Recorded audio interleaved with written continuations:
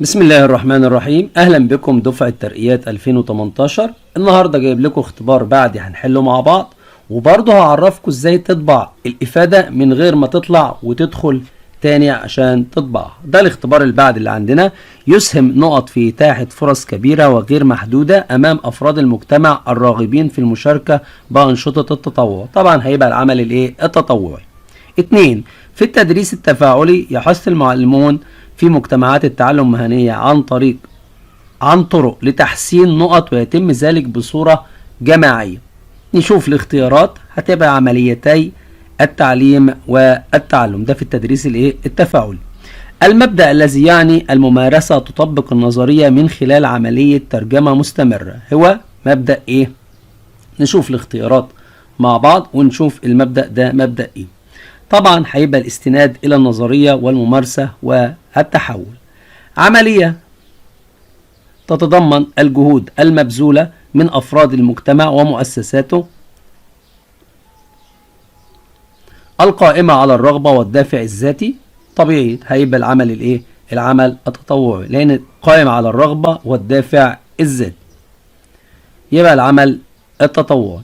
نشوف السؤال اللي بعده. النشاط الذي يمكن الطلاب من اكتساب السلوكيات الإيجابية والاعتماد على النفس وتحمل المسؤولية. طالما الاعتماد على النفس وتحمل المسؤولية هيبقى النشاط هيبقى النشاط الاجتماعي. يبقى نعمل النشاط الاجتماعي.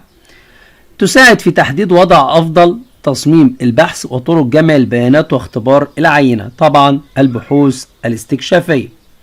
الأنشطة التي تربط الدراسة العملية النظرية بالواقع الفعلي أو بالواقع العملي التدريسي وتنمي روح البحث العلمي للطلاب.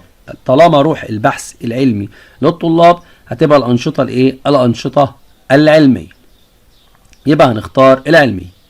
هي أسلوب من أساليب التربية التي تساعد الطفل على أن ينمو ويكبر بأمان وأدب وأن ينمي لغة إيجابية بنفسه.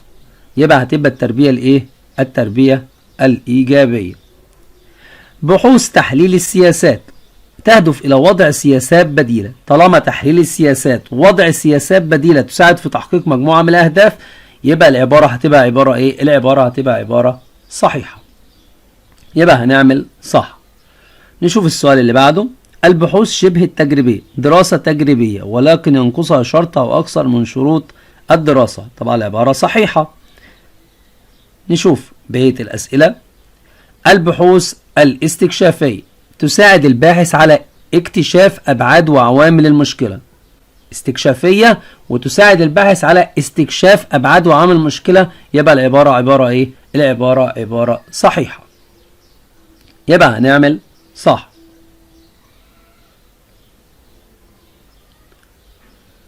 نشوف السؤال اللي بعده.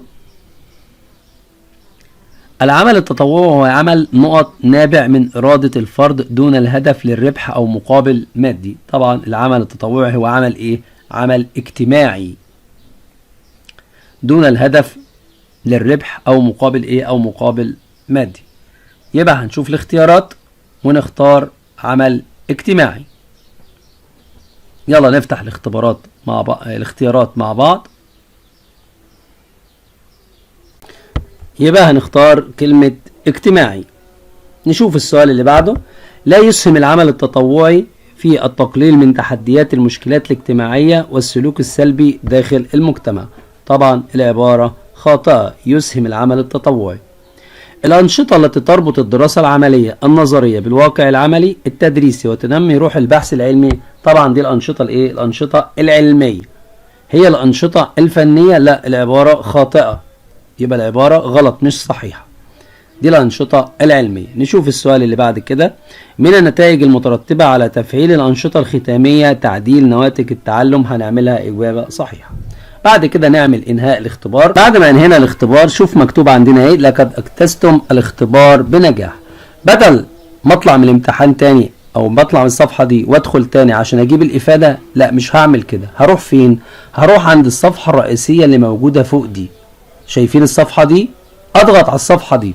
اضغط على الصفحة الرئيسية دي كده وشوف هيطلع هيجيب لك الصفحة اللي فيها عرض تاني. اضغط على كلمة عرض هتجيلك الإفادة. بدل ما تقفل الصفحة وتطلع وتدخل تاني، وفي ساعات الناس بتطلع وتيجي تدخل تاني ما بتعرفش، لا، من عند الصفحة الرئيسية واضغط هيجيب لك كلمة عرض، بعد كده هيجيب لك الإفادة قدامك اهي. وبكده يبقى طلعنا الإفادة بطريقة سهلة جدا بدون ان انا ادخل واطلع تاني. مع تحياتي مستر جبر.